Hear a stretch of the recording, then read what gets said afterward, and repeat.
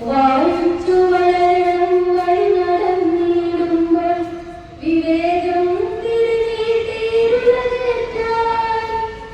വായിച്ചു തരുകളും അക്ഷരക്കൂട്ടത്തിൽ വാക്കുകൾ